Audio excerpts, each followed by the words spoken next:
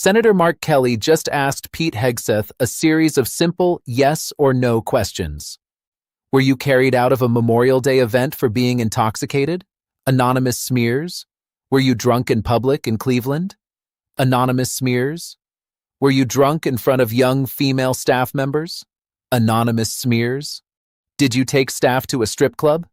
Absolutely not. Did you take your staff, including young female staff members, to a strip club? Absolutely not. Anonymous smears. Was there a financial settlement with a female staffer who claimed to be at a strip club with you? He said he was not involved. Kelly said the claims are not anonymous. He said it cannot be both. Either you have overcome personal issues or you are the target of a smear campaign. He said Hegseth is not being honest because the truth would disqualify him. He said America cannot afford a defense secretary who is not transparent. He yielded back. Let's watch. Mr. Hegseth, thank you for being here today. Thank you for your service to this country. Thank you, Senator. Few nominees come into this room with all the necessary experience to do this job, to be Secretary of Defense. We get that. It's a reflection on just how big of a job this is. What I want to understand is whether or not you bring any of the necessary experience that this job requires. And here's where I'm concerned. Senator Coleman, in introducing you, and this is a quote, he said, "He has struggled and overcome great personal challenges," unquote. You walk in here saying that you've had personal and character issues in your past, including heavy drinking, which you wrote about. And you said, and this is a quote from you, that you said, "I sit before you as an open book." Yet you haven't actually said what personal challenges it is that you've overcome when you've been asked about them. So I'm going to give you an opportunity here to be as forthright as you say you want to be. So while leading concerned veterans of America, there were very specific cases cited by individuals about your conduct. I'm going to go through a few of them, and I just want you to tell me if these are true or false. Very simple. On Memorial Day 2014, at a CVA event in Virginia, you needed to be carried out of the event for being intoxicated. Senator, anonymous smears. Just true or false? Very simple. Summer of 2014 in Cleveland, drunk in public with the CVA team. Anonymous smears. I'm just asking for true or false questions, true or false answers. An event in North Carolina, drunk in front of 3 young female staff members after you had instituted a no alcohol policy and then reversed it. True or false? Anonymous smears. December of 2014 at the CVA Christmas party at the Grand Hyatt at Washington, D.C., you were noticeably intoxicated and had to be carried up to your room. Is that true or false? Anonymous smears.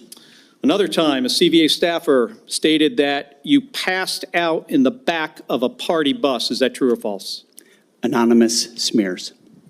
In 2014, while in Louisiana on official business for CVA, did you take your staff, including young female staff members, to a strip club? Absolutely not. Anonymous smears. So, is it accurate that the organization reached a financial settlement with a female staffer who claimed to be at a strip club with you, and there was a colleague who attempted to sexually assault her? Was there a financial settlement? Senator, I was not involved in that. I don't know the nature of how that played out. But you understand there was a financial settlement for a young female staffer who accused another member of the organization, not you, of sexual assault in a strip club. We have multiple statements on the record referring to that. But you claim you were not there when that occurred. Absolutely not. Now, the behavior I cited, if true, do you think that this behavior of intoxication, going into these type of establishments, women on your staff being so uncomfortable that they have to file these sort of harassment claims. Do you think this is appropriate behavior for a leader? Senator, the overwhelming majority of anyone who's worked for me, including the on-the-record statements that have been submitted to this, with their name on it, on the record, men and women who worked with me every day, are the overwhelming preponderance of evidence that testify to my leadership and professionalism in leading Vets for Freedom and Concerned Veterans for America. My leadership has been completely impugned on these veterans organizations that did fantastic work. Mr. Hegseth, I'm not even going to go into the and we managed our financial books with integrity across the board. How many people, everybody who runs a campaign. I have limited time. I'm not going to get into the accusations that come from Fox News. I know you have some of your Fox News colleagues here.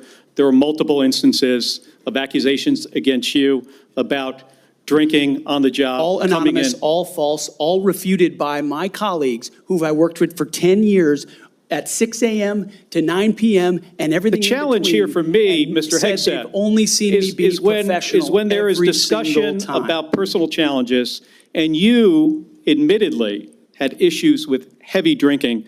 It's hard to kind of square the circle here. It's kind of a difficult thing to do. Let me ask you, if I have about 90 seconds left here, if you had to answer these questions about sexual assault against you and your drinking and your personal conduct, would it have been different if you were under oath? Senator, all I'm pointing out is the false claims against me. Okay, I take it you do not want to answer that question. I walked into this hearing this morning concerned that you haven't demonstrated adequate leadership in your civilian roles. And this is a dangerous world we're living in here. And America cannot afford a Secretary of Defense who is unprepared for that mission. I'm going to leave with concerns about your transparency. You say you've had personal issues in your past, yet when asked about those very issues, you blame an anonymous smear campaign, even when many of these claims are not anonymous. Which is it?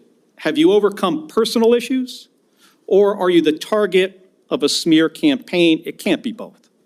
It's clear to me that you're not being honest with us or the American people because you know the truth would disqualify you from getting the job.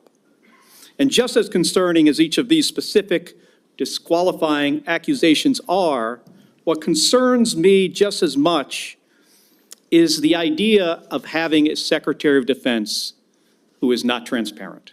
Senator Mark Kelly just delivered a masterclass in how to hold a nominee accountable for his record, his conduct, and his transparency. He did not come with a speech. He came with questions. He came with specific allegations. He came with a list of incidents, and he left no doubt about the answer. The exchange between Kelly and Hegseth was not just a routine confirmation hearing. It was a confrontation about the fundamental question of whether a nominee can be trusted to lead the Pentagon.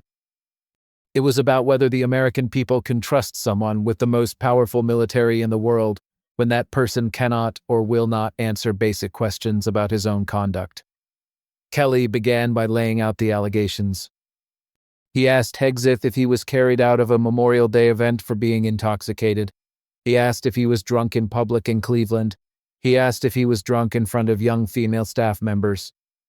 He asked if he was intoxicated at a Christmas party and had to be carried to his room. He asked if he passed out on a party bus. He asked if he took staff to a strip club. He asked if there was a financial settlement with a female staffer who claimed to be at a strip club with him. Each time, Hegg said the allegations were anonymous smears.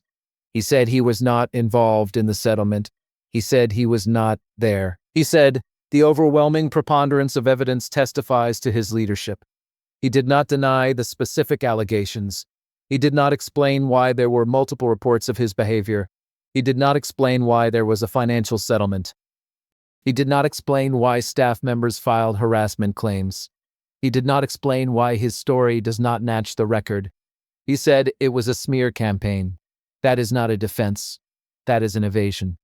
Kelly's argument is devastating. He did not need to prove the allegations. He only needed to show that Hegseth was not being honest.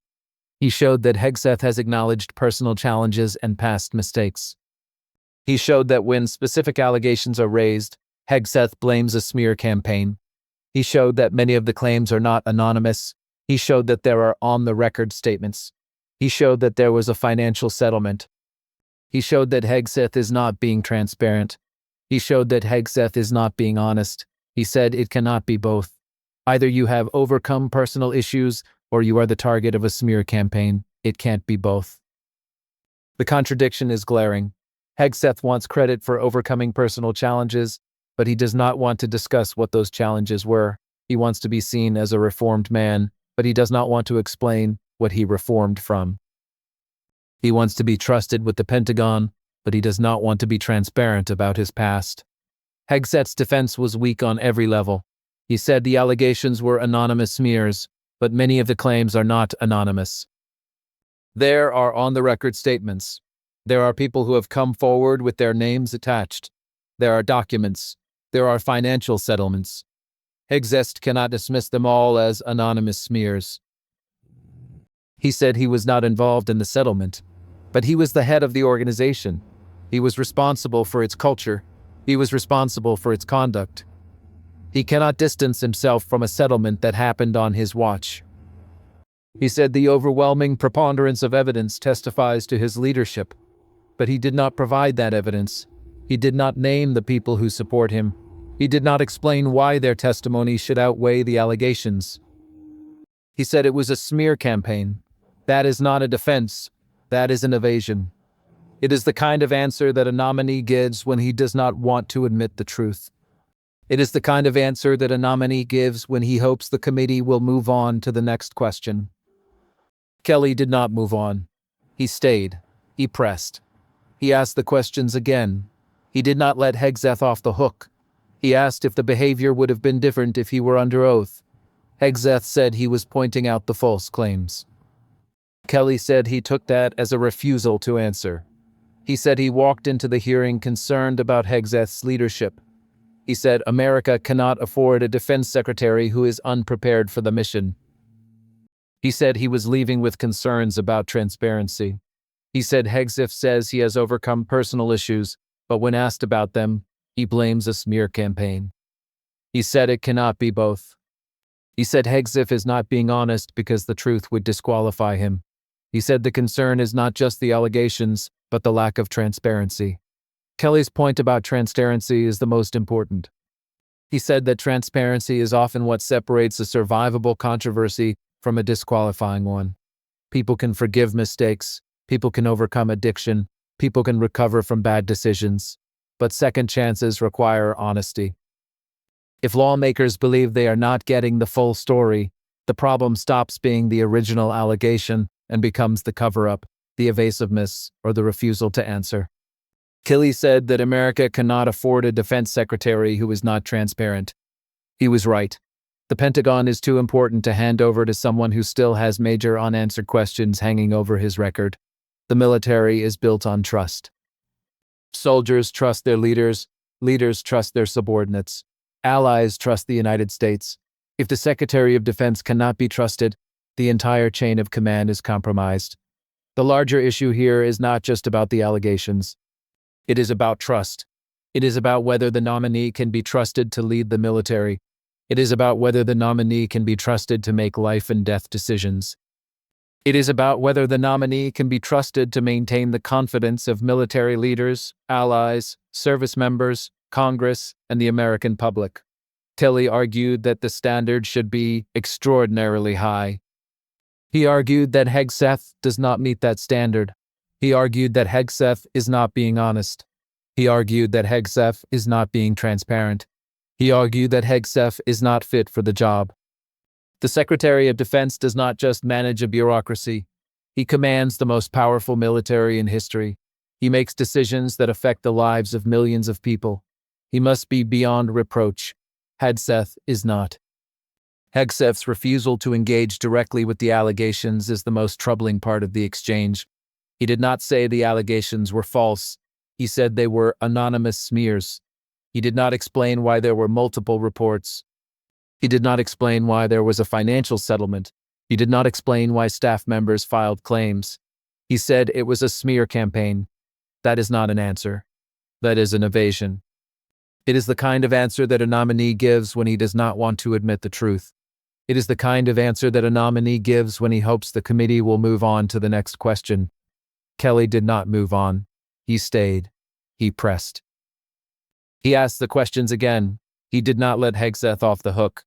Kelly's closing statement was the most important part of the exchange. He said he was concerned about Hegseth's transparency.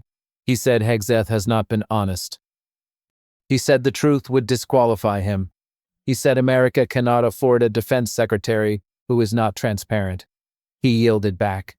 He had done his job. He had held Hegseth accountable. He had exposed the contradictions.